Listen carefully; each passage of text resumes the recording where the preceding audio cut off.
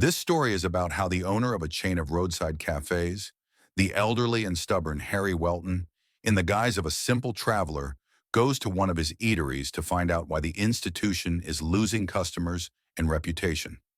But what he found, he did not like. The wind had begun to carry the dry bite of autumn through the streets of Denver. The leaves, already turning, rustled against the tall windows of a modest brick building nestled between a bank and a hardware store. Inside, in a third-floor office that smelled faintly of brewed coffee and old paper, Harry Welton sat hunched over a cluttered desk, his reading glasses perched on the edge of his nose.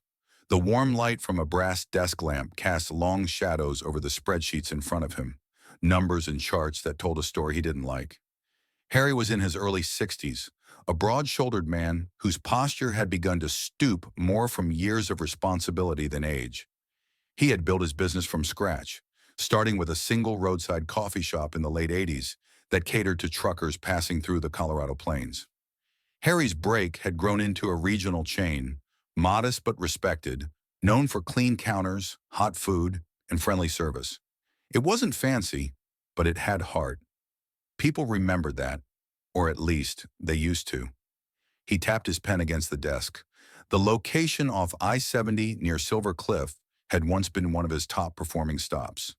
Tourists headed for the mountains loved it. Drivers knew it was quick and consistent. But for the last 6 months, complaints had stacked up like unpaid bills. The most recent customer feedback log was peppered with red flags. Slow service, rude staff, dirty floors, cold food. One entry described the dining room as a place where kindness goes to die. Another mentioned a foul smell near the back booths. The photographs attached to a health inspection report showed a cracked tile floor, overflowing trash bins, and what looked like grease stains climbing the kitchen walls. Harry exhaled slowly through his nose. He didn't operate like some distant executive chasing numbers from behind a laptop. His hands had once scrubbed those same floors, flipped those same burgers. He knew the weight of a 12-hour shift on the line. That was what made this all the more difficult to accept. He picked up a printed employee roster from the Silver Cliff location. The manager, Joe Ellis, had been with the company for nearly 3 years. On paper, Joe met all the checkboxes: on-time reporting, minimal overtime, a strong background in fast food operations. But numbers didn't account for leadership. They didn't explain why once loyal employees were quitting mid-shift, or why regulars had stopped coming by. A bitter sip of cold coffee reminded Harry how long he'd been sitting there. The city outside had grown dim. He pushed back his chair and stood, joints creaking in protest. He glanced at the coat rack in the corner, his travel jacket still hanging there, dust on the shoulders. He hadn't visited a store in weeks, maybe months. Delegation was part of growth, they said. But something inside him stirred now, a pull he couldn't ignore. He didn't trust inspections conducted by middle managers who called ahead. He wanted to see things raw, unfiltered. No name tag, no introduction, no warnings. He would drive out to Silver Cliff that week, alone. The locals wouldn't recognize him, and neither would the staff. He'd sit quietly, order lunch, and watch. The truth didn't live in reports. It lived in the way a cashier greeted you, in how the floors felt under your shoes, in the silence after a bell rang and no one came. As the last office light flickered off behind him, Harry stepped into the cooling night with purpose. He wasn't making a business trip. He was going to remind himself what it meant to build something worth believing in. Harry arrived in Silver Cliff just before noon. The sky was a washed-out gray, and the cold breeze carried the dry scent of dust and pine from the surrounding hills. He wore a faded down jacket with a frayed collar, jeans that had lost their shape, and a baseball cap pulled low over his eyes. His old pickup truck, coated in a thin layer of road grime, creaked slightly as he stepped out and surveyed the familiar, yet now distant facade of his own roadside diner. The building looked tired. The paint on the wood panels had peeled in large flakes, exposing the brittle siding beneath. The neon open sign flickered half-heartedly in the front window, and one of the letters on the main sign above the entrance was hanging slightly crooked, as if ashamed to still be there. The parking lot was nearly empty, save for a dented hatchback and a faded minivan. The pavement had cracks wide enough for weeds to grow through. The place felt forgotten, like an old photograph tucked away in a drawer. Harry pushed open the door and stepped inside. The bell above it gave a weak jingle. The smell hit him immediately, a mix of burned oil, damp mop water, and something sour that lingered beneath it all. The air was thick and motionless. The walls were covered in posters from a decade ago, their corners curling away from the paint. The lights buzzed overhead, slightly too bright, casting harsh shadows on the dull linoleum floor. Behind the counter stood a young woman who looked like she had long since stopped pretending to care. Her name tag said Cassie, and her uniform shirt hung loosely from her shoulders. Her eyes, ringed with exhaustion, briefly met his before sliding away. She didn't smile or speak. She simply handed him a laminated menu, then turned away without interest. At the grill station, the cook leaned against the counter, thumbing through his phone. The screen lit up his face in short, rhythmic flashes. He didn't glance up once. From the kitchen doorway, a voice barked sharply, hoarse and commanding, with no patience to spare. It was Joe Ellis. Stocky, red-faced, and radiating irritation. He was shouting at Cassie about the pace of table cleaning. His words echoed across the empty dining room, sharp enough that even the cook flinched. Harry sat down in a booth near the window, choosing a seat with a view of both the counter and the back hallway. The tabletop was sticky, and the ketchup bottle had a ring of dried residue under its cap. He ordered a burger and coffee without revealing anything about himself. The coffee arrived lukewarm, served in a chipped mug. The burger followed 10 minutes later, its bun soggy, the patty overcooked. Harry barely touched it. His attention was elsewhere. On the way, Cassie moved like a ghost through the room, clearing tables with mechanical effort, and how the cook tossed plates onto the counter with no care for presentation or timing. In the 30 minutes he sat there, Harry watched a family of 3 walk in, glance around uncertainly, and leave without ordering. Another man waited 10 minutes at a table before giving up and walking out. The staff didn't seem to notice or care.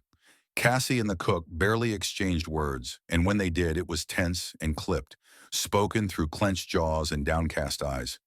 Joe Ellis, meanwhile, spent most of his time in a booth with his laptop open, occasionally raising his voice to bark orders or point out mistakes. He made no attempt to greet customers or help during busy moments. Instead, he sat with a half-eaten sandwich beside him, scrolling through spreadsheets, muttering under his breath, and casting judgmental looks across the room like a warden rather than a leader. Harry finished his coffee and stood. No one looked up. No one thanked him for coming.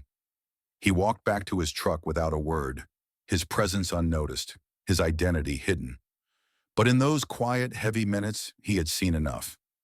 Not just the mess, not just the neglect. He had felt the decay. The spirit that once made this place special had rotted from the inside, and now he knew where the rot had started. Harry left the diner without drawing attention. He slipped a folded 20 beneath his untouched plate, a quiet gesture to maintain his cover. The door jingled faintly as it closed behind him, but instead of driving off, he circled the building on foot. The cold wind cut against his jacket as he stepped onto the gravel path along the side wall. There, hidden from the highway, was the employee access door in the dumpster area. What he found didn't surprise him. It only confirmed his growing suspicion. The dumpsters were overflowing, lids ajar, surrounded by flies and damp cardboard. Boxes of expired condiments and molding produce lay abandoned on the ground, their contents leaking into the gravel. The smell was heavy and sour, a clear sign of neglect. There was no effort to maintain sanitation or respect basic health codes. Harry took a few discreet photos with his phone, documenting the condition without being seen. He continued around the corner, pausing near a high window that overlooked the kitchen. The glass was smudged but clear enough to see inside. The cook stood stiffly by the stove, arms crossed, while Joe Ellis paced nearby, his face red and jaw tight. They were in the middle of an argument, though Harry couldn't hear the words. At one point, Joe hurled a dirty rag to the floor in frustration, then jabbed a finger toward the hallway. The cook responded with a shrug and turned back to the grill without urgency. The tension between them hung in the air like grease on the walls, thick, clinging, and resistant to cleaning. Harry stepped back from the window and made a note of Joe's license plate, memorizing it out of habit. He took another photo of the side entrance, its rusted hinges and broken light bulb, suggesting how far standards had slipped. Once back at his truck, he jotted down quick observations in a small notepad he always kept in the glove box. Then he drove 10 minutes down the road to a quiet, aging motel with flickering porch lights and a vacant lot scattered with pine needles. The room smelled faintly of mildew, but it had a desk, a lamp, and what Harry needed most: solitude. He sat down and opened his laptop. The notes came quickly, as if his memory had held everything in sharp detail. He wrote about the atmosphere of neglect, the staff's visible fatigue and disinterest, the manager's abrasive behavior, and the alarming cleanliness issues behind the building. He wrote about the body language of the cook, the defeated walk of the waitress, the tension that clung to every surface of the diner. He described the interior, how the lights hummed, how the coffee was stale, how the air smelled of grease and something older, less identifiable. His notes turned personal the deeper he went. He remembered how he'd built the chain from a single roadside stand into a well-known network of honest, welcoming diners. In those early years, he had trained every manager himself. He remembered emphasizing eye contact, clean kitchens, fresh food, and treating every customer like a guest in your home. Now he saw the opposite. In Silver Cliff, he had found a place where the culture had collapsed. The team wasn't just underperforming, they were adrift. No pride, no fear of consequence, no respect for the values he had once instilled. The root was obvious. Leadership had failed. Harry leaned back and stared at the ceiling. Frustration gnawed at him, but so did something deeper: regret. Somewhere along the way, he had loosened the reins too much, delegated too far, trusted too easily. Joe Ellis had once been a promising assistant manager. Harry remembered promoting him during a staffing crisis years ago. Now Ellis ruled the diner like a petty tyrant, secure in the knowledge that no one was watching. But someone had been watching. And Harry wasn't just angry. He was concerned. If one diner had drifted this far off course, how many others might be following? He knew better than to act rashly, but the decision was forming in his mind. Silver Cliff needed more than a stern email or a disciplinary form. It needed a reckoning, and he would deliver it himself. The next morning, Harry arrived at the diner not in disguise but in full authority. Gone was the worn-out jacket and faded cap. He wore a clean, pressed windbreaker bearing the familiar Harry's Break logo stitched neatly over the chest. His shoulders were square, his steps confident, his face unreadable. He parked his truck right at the front, deliberately choosing the space marked Manager. This time there would be no observation from the shadows. He was done watching. It was time to be seen. As he entered, the same stale smell welcomed him, unchanged from the day before. The bell above the door rang its tired chime. Cassie, the waitress who had barely acknowledged him during his visit, froze mid-step. Her tray tilted slightly and she steadied it with both hands, her eyes locked on the man she now recognized. Recognition wasn't immediate, but it came with a jolt. The posture, the eyes, the logo on the jacket. Everything about him was different now. He wasn't a traveler. He was the man whose name was on her paycheck. Joe Ellis emerged from the back hallway a few moments later. He had heard someone say Harry and came out with the forced grin of a man trying to disguise panic with charm. He extended his hand, threw out a greeting that sounded more like a rehearsed apology, and attempted a joke to lighten the mood. But Harry didn't shake his hand. He didn't smile. He didn't even slow his pace. Instead, he walked past him, surveyed the dining area with a critical eye, then turned to address the entire staff. Without raising his voice, he introduced himself, not as some distant executive or corporate ghost, but as the founder and owner of the very place they stood in. He told them he was conducting a surprise inspection and wanted transparency. His voice carried the weight of someone who had once cleaned floors himself and built a reputation one cup of coffee at a time. He invited everyone to speak freely about the state of the diner. For a long moment, there was silence. Staff exchanged nervous glances. Cassie looked down at her shoes. The cook leaned against the door frame with crossed arms, unwilling to be the first. Joe stood awkwardly near the kitchen, eyes darting between employees. The atmosphere was thick with tension and hesitation. No one wanted to speak. No one wanted to be the one to break ranks. But then Cassie stepped forward. Her voice trembled at first, but she spoke.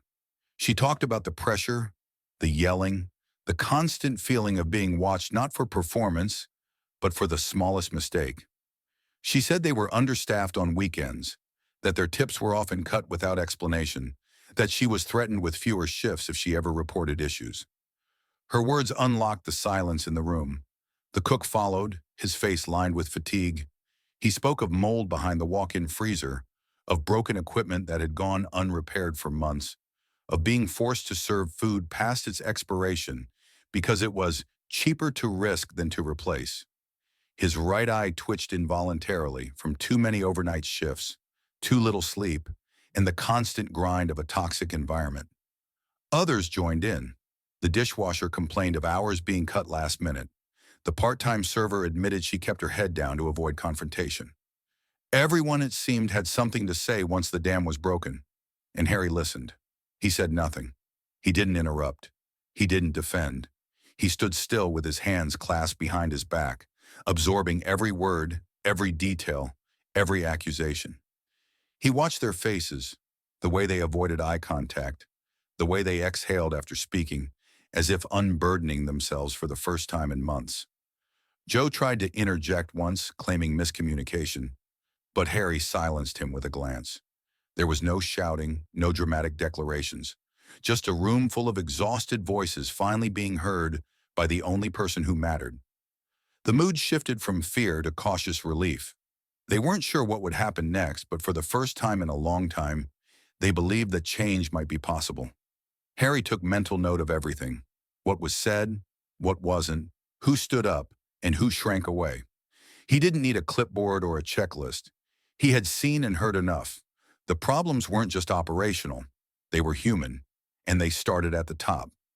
He gave a quiet nod, signaling the end of the meeting. Then he turned and walked into the manager's office. Joe followed hesitantly, but no words were exchanged. The door closed behind them, leaving the staff outside in silence, their hearts beating with a mixture of apprehension and hope. The return wasn't dramatic, it wasn't loud, but it was absolute. Harry had come back not just as a boss, but as the man who had built something worth believing in. And now he was ready to rebuild it, one hard truth at a time. 1 hour later, Joe Ellis was no longer employed at Harry's break. The dismissal was handled without theatrics. Harry called everyone into the dining area, addressed them with a calm and steady voice, and made the announcement. There was no outburst, no drawn-out defense. Joe packed his things under the silent watch of the staff and walked out through the front door, past the customers who barely looked up from their coffee. The man who had ruled with tension and fear left without ceremony, leaving behind only a faint trail of disbelief and cautious hope. Harry did not leave the room after that. He stood before the team, his posture firm, but his tone carrying the weight of responsibility. He acknowledged what had happened under his watch. He apologized, not in the way corporations issued statements, but in a quiet, personal way that made people pause. He admitted that by stepping away, by trusting systems more than people, he had allowed something toxic to grow. He told them that the trust they had lost wasn't something he expected to regain overnight, but he intended to earn it back through action. He introduced a temporary manager, Lisa Granger, someone he had known for years and trusted implicitly.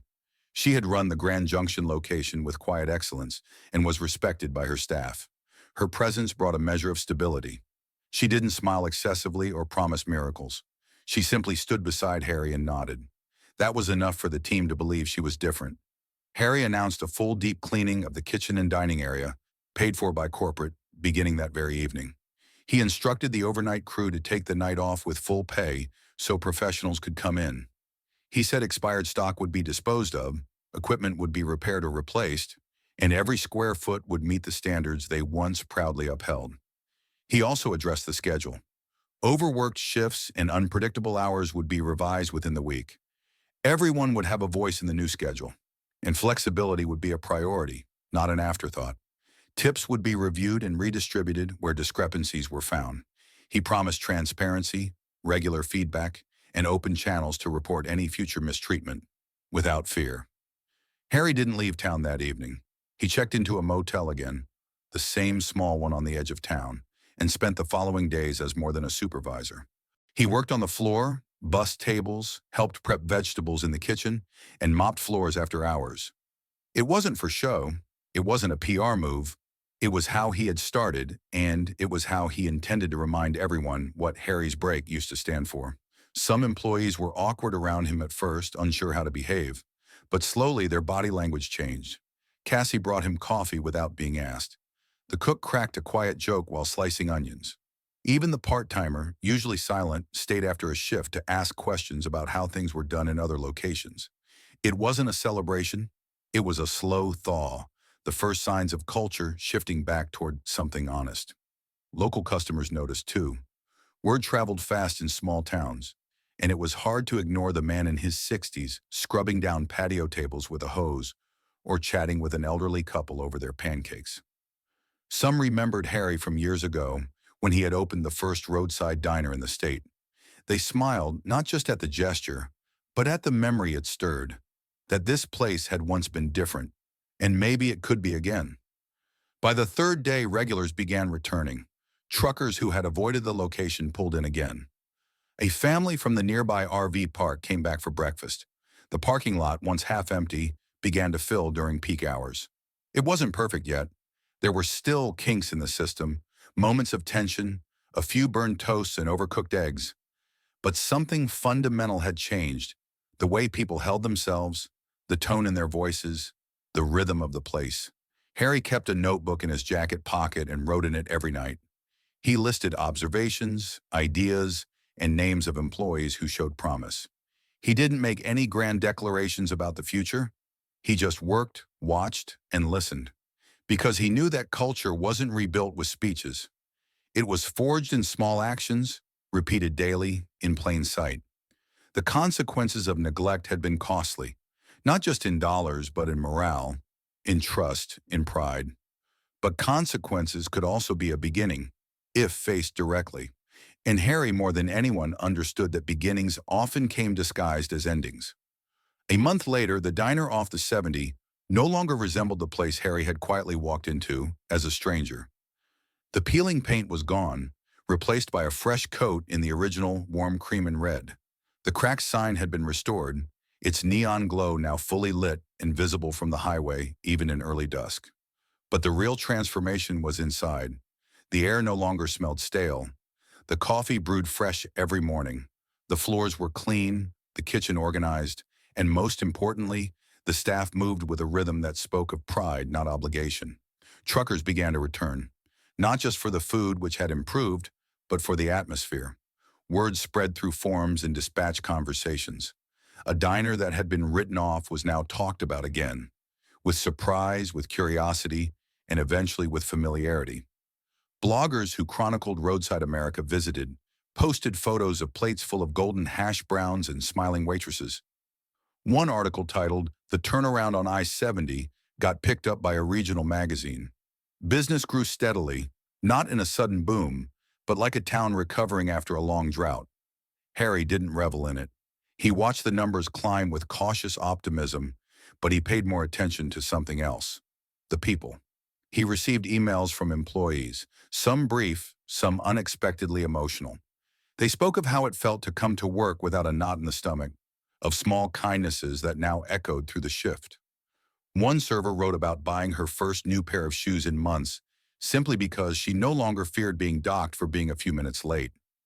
Another thanked him for the chance to train under Lisa, calling it the first time she felt like someone believed in her. Harry printed those letters and kept them in a folder in his briefcase. He read them sometimes on long drives or in motel rooms. He didn't see them as compliments. He saw them as accountability, a reminder that leadership wasn't a title, but a daily choice. He had once taught new managers that profit followed culture, not the other way around. Somewhere along the way, he had let that lesson dull. Now it burned clear again. On a quiet Thursday evening, he packed his things, folded his notebook, and checked out of the motel. He didn't take the old pickup truck this time. A newer company vehicle waited for him, clean and unmarked, part of the fleet that had grown as the chain expanded. But the reason for the trip remained the same as it had always been. He was heading to another location, 200 miles east, a diner near a wind farm where complaints had started trickling in. Nothing dramatic, just a sense that things weren't quite right. He didn't make an announcement. He didn't book a hotel in advance. He drove with the window partly down, letting in the cool wind of early November, watching the dark outlines of mountains fade into the horizon. He stopped at rest areas in small towns, taking note of the faces behind counters, the way customers were greeted. He believed that the spirit of a place could be felt in an instant. You didn't need data when you could walk into a room and feel whether people were trying or just surviving. The diner off I-70 had reminded him of what mattered. Not branding, not expansion, not quarterly goals. It had reminded him that the soul of a business lived in its people, in the girl wiping tables with care, in the cook showing a new hire how to properly clean the grill, in the moment a regular customer was greeted by name. That was where loyalty was born. That was what made a place worth returning to. As the night stretched on and headlights swept across empty roads, Harry didn't feel tired. He felt grounded. He wasn't chasing growth anymore. He was protecting something, something that had taken 30 years to build and only a few seasons to forget. But now it was back on track, one diner at a time, one conversation at a time. The new course wasn't new at all. It was the same path he had started on, just found again, with clearer eyes and steadier hands.